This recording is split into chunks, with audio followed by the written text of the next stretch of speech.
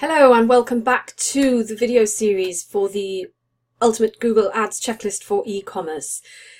Today's question is asking whether you have multiple remarketing audiences based on time and behavior. So this obviously assumes that you are running remarketing, which was the last point on the checklist. Now we're going to look at more depth into what I mean by having multiple remarketing audiences. So when I say multiple remarketing audiences by time, what I mean is that you would have, say, a list of people who visited within the last 7 days. Maybe if you have a lot of traffic, you might have a 1-day list or a 3-day list. You'd have a 7-day list, a 15-day list, 30-day list, maybe 90 days, and even a 365-day list. So you can go and sort of, especially if you've got a seasonal business where you can sow florists, for example, with Mother's Day, Valentine's, you can then go and remarket back to the people who were showing an interest last year at say Mother's Day. It's coming up to Mother's Day in the UK now. So you'd have a different list so that you can still retarget to them. So that's what I mean by time. When I talk about remarketing lists based on behavior, now this is something that you need to do inside analytics, or it's easier to do inside analytics, and you can get better lists in analytics.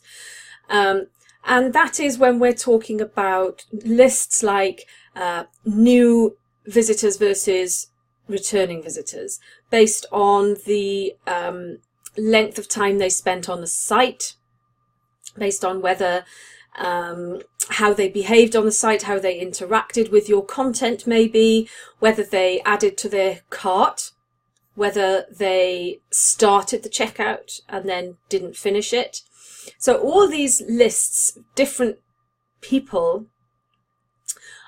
are of different value to you. So somebody who started the checkout but didn't finish is clearly much further down the buying cycle. They're much more valuable to you than somebody that came to the site, maybe spent 20 seconds and then just left.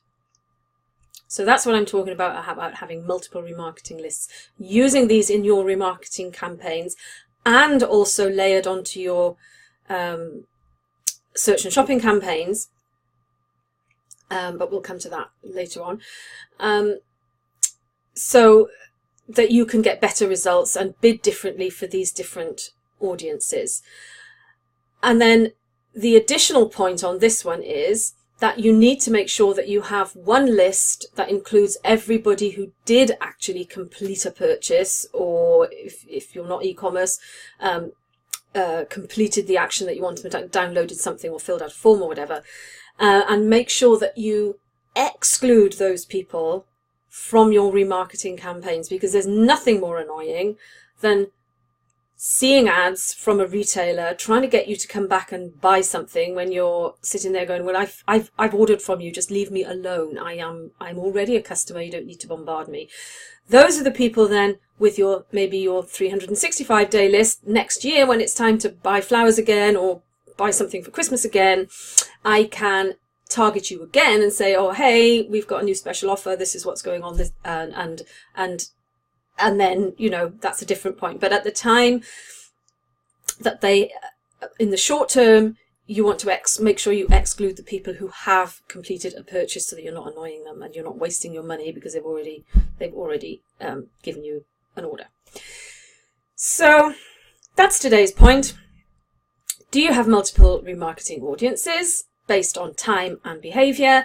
And are you excluding converted visitors from your remarketing campaigns?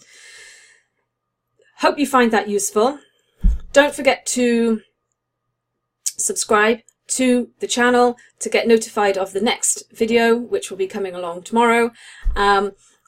Please comment below if you have any questions, and I look forward to seeing you in the next video. Take care now. Bye.